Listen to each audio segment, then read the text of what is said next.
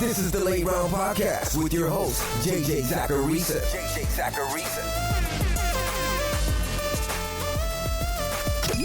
What's up, everyone? It's JJ Zachariason, the editor-in-chief at FanDuel and at NumberFire.com, and this is episode 379 of the Late Round Podcast, one of the many shows that are part of the FanDuel Podcast Network.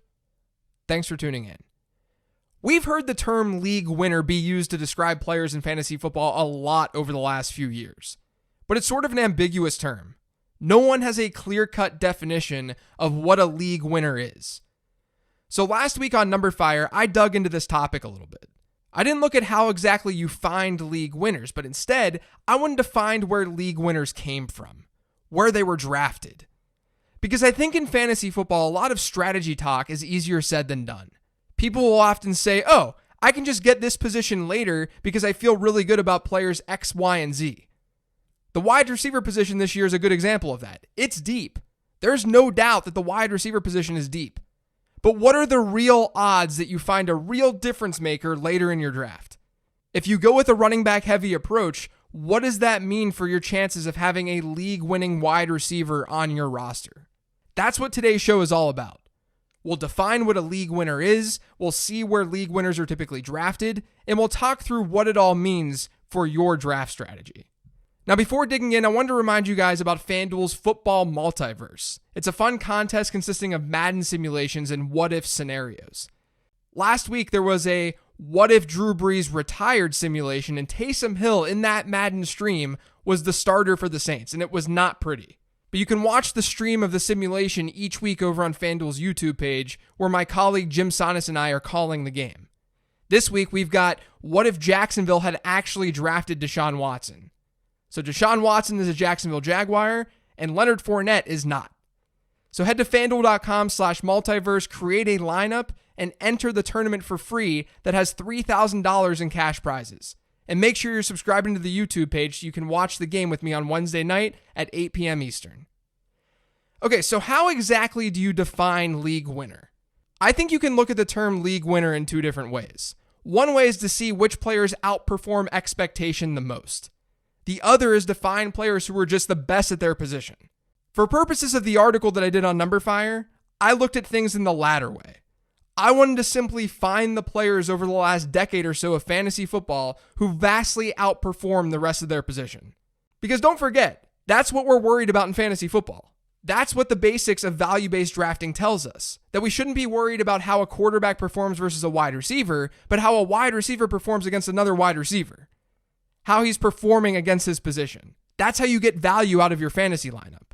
And just to be clear, maybe this isn't how you define league winner. Maybe you think a league-winning player is one who really outperformed expectation, really outperformed average draft position. That's totally fine. If it makes you feel more at ease, you can consider the players that we're talking about today as difference makers instead of league winners. That's fine. The question then becomes, how much does a running back or a wide receiver have to outscore the rest of his position to be a league-winning player? You have to set parameters somewhere. We have to have some sort of process to answer these questions that we're asking. So to figure this out, I looked at all fantasy seasons since 2011, 9 seasons worth of data. I then charted the average points per game that we typically see from the RB1, the RB2, the RB3, and so on, and I did the same at wide receiver. And players had to play a minimum of 7 games to be included here. I also kept things at just running back and wide receiver since those are the most important positions in fantasy football. Now from there, I wanted to see where we saw significant drop-offs in points scored from one positional spot to the next. Now what I mean by this is, how many points per game does the RB1 typically score over the RB2? And how many points per game then does the RB2 score over the RB3? Once you chart that out, you can start to see where your difference makers or your league winners typically finish. Because once you start to see that curve flatten, or once you start to see the difference from one player to the next not be so significant, then you know those players aren't giving you as much of an edge in fantasy points scored anymore. They're no longer league winners. I charted all of that in my article, and what I found was over the last 9 seasons, we've typically seen the most substantial points per game advantages among top 10 running backs and top 8 wide receivers. In other words, top 10 running backs have typically been difference makers, and top 8 wide receivers have too. Hopefully you're following all of this. What this means is, since we're looking at the last 9 years worth of fantasy football seasons, we've had 90 league-winning running backs and 72 league-winning wide receivers. Yes, I'm fully aware that this is a semi-arbitrary way of doing things. You can define league winner in a lot of different ways. But there's also at least a method to this madness. And if it's easier for you moving forward, you can just think this is me looking at where you can find top 10 running backs in your fantasy drafts and where you can find top 8 wide receivers. Because that was my next step in the process. I wanted to find where these players have typically been drafted. Like I said on the show last week on late round quarterbacks, if league-winning players are coming from the 6th and 7th rounds consistently, then why not just get your quarterback early? Why not get a tight end in the 2nd round? But as you'd guess, that's not what's happening. Since 2011, according to MyFantasyLeague.com's average draft position data, about 89% of league-winning wide receivers or top 8 wide receivers were drafted in the top 60. That's the first 5 rounds of a 12-team league. At running back, the rate of top 10 running backs being drafted in the first 5 rounds has been a little over 73%. In other words, the vast majority of league-winning, difference-making players are coming early. But how early? Well, let's break down those 5 rounds by round. At running back, 33% of league winners have come in round 1, 17% from round 2, 14% from round 3, and then just 4% in round 4 and 4% in round 5. And these are rounded numbers for the record. I don't want people hitting my mentions about this. At wide receiver, about 28% of league winners have come from round 1, and the same number has come from round 2. Just 11% in round 3, 10% in round 4, and 12.5% in round 5. Essentially, the data tells us that the first 2 or 3 rounds of drafts consist of the best players in fantasy football. This isn't shocking. This isn't surprising. And this shouldn't make your jaw drop. Yet we see people banking on wide receivers late in their drafts all the time. So maybe this is shocking. If you look at what happens post round 5 with these players, league winners are rarely coming from those rounds. Like I said earlier, 73% of difference-making running backs have been drafted in round 1 through round 5 over the last 9 years. That means 27% of them have come after round 5. At wide receiver, that number is just 11%. And it's scattered pretty randomly. Running backs in rounds 6 and 7 include about 7% of our league winners, but the highest league winner rate is actually in rounds 13 and 14 at the running back position. And then at wide receiver, round by round after round 5, things are scattered pretty evenly.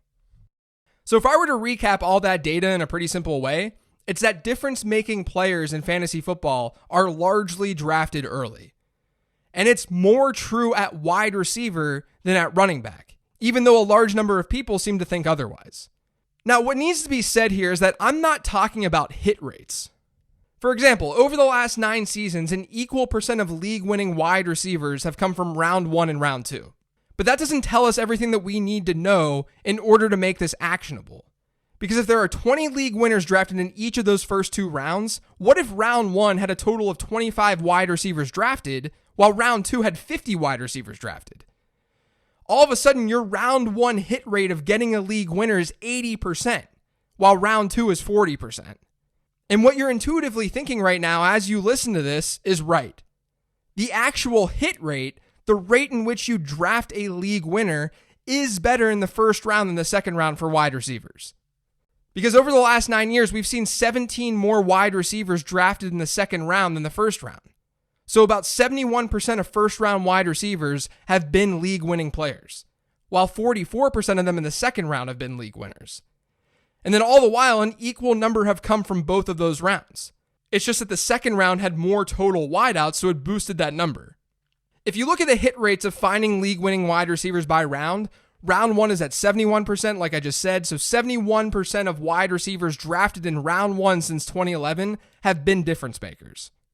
It's 44% in round 2, 18% in round 3, 14% in round 4, and 17% in round 5. Once you hit round 6, it's just 6%, and every round after that is very, very low, oftentimes 0%.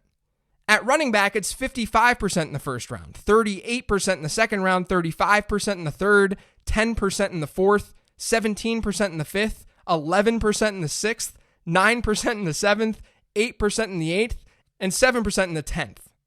Now, I find these numbers kind of fascinating. I know that I threw a lot of them at you just now. Clearly, average draft position will change depending on your source, and it'll change based on league structure. But it's very clear that it's far, far easier to find league-winning running backs in the mid to late rounds than it is wide receiver. Now, these numbers do need context. We're looking at this in a fairly binary way. We're looking at this from the perspective of, was this player a league winner or was he not? And we're not looking at the actual point advantage that these guys are giving you, because that's still a very important part of this equation. Just because a wide receiver 8 is a league winner by definition doesn't mean he's of equal value as the RB8 or the RB9 or the RB10. Running backs historically have given teams more of an edge in points per game versus the rest of their position than wide receivers have. So even though wide receivers are safer bets, even though your odds of getting a league-winning wide receiver early is better than at running back, you shouldn't ignore the edge that running backs are giving you in fantasy football. To me, what this exercise was about wasn't to say this is exactly and unequivocally how you should draft each position in fantasy football. It was to give perspective. It's very, very clear that the first 3 rounds of your fantasy drafts have by far the highest hit rates at wide receiver and running back. If you want league-winning players at those positions, the most important positions in fantasy football, you need to spend to get them. Or else you just need to get lucky.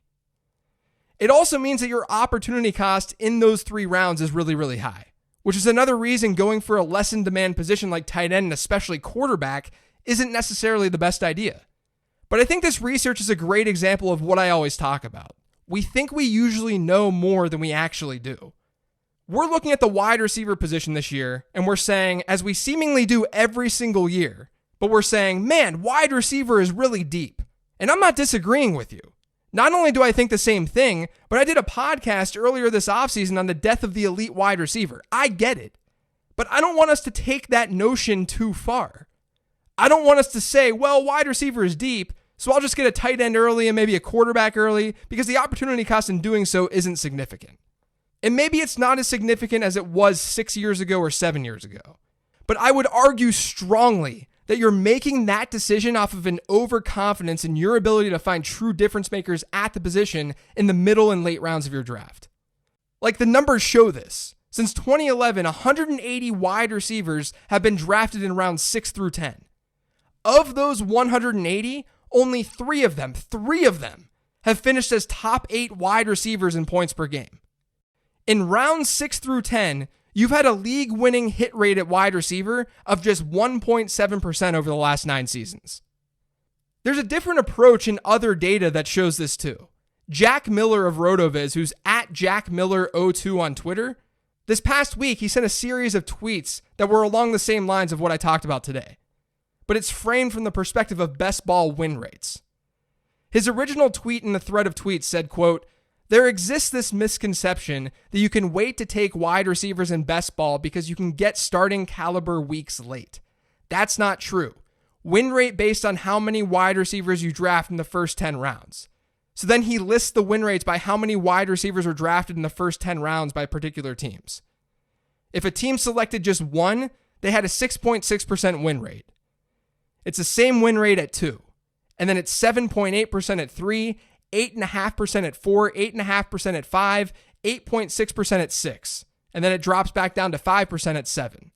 To put this another way, the best win rates that we've seen since 2015, which is where this data goes back to, but the best win rates that we've seen over this time have come from teams that selected between 4 and 6 wide receivers with their first 10 picks. Jack also shows your win rate based on which round you take your first wide receiver. And the win rates are 8% and above through the first 4 rounds. But it's 6.9% when it's round 5, and 5.5% when it's round 6. It's pretty interesting when looking at when teams are taking their wide receiver 2 as well. If your wide receiver 2 is taken in round 2, so a wide receiver start, you have a 7.6% win rate, which isn't great. But it rises to an above average win rate if you get your wide receiver 2 in round 3. And it stays that way until round 6. Best ball leagues are not the same as regular redraft leagues, and average draft position data is going to be different. But this is the general concept that we're looking at here. Teams that aren't totally punting the wide receiver position and teams that are putting a decent investment in that position, they're still winning. Despite what our brains might be telling us about the depth of the position, they're still winning. That's the lesson here. Don't let your perception about certain players completely and dramatically shift your draft strategy. If you want to go a little bit more running back heavy early on, be my guest. You should probably do that regardless, especially with what we know about elite wide receivers being less and less common. We know it's hard to find the super elite unicorn wide receiver these days. But don't think that you'll get away with waiting on your wide receiver for a long while. And don't assume that you can easily take on the opportunity cost of drafting a tight end or a quarterback early, especially a quarterback. Because in the end, league winners are coming in those rounds. They're coming in the early rounds. The best players at the most important positions in fantasy football are drafted early, very early. You got to spend money to make money. That's going to do it for today's show. Thanks to all of you for listening. If you've yet to subscribe to the Late Round Podcast, make sure you are by searching for it pretty much anywhere podcasts can be found. And don't forget to follow me on Twitter @LateRoundQB. Thanks for listening, everyone. I will talk to you later in the week.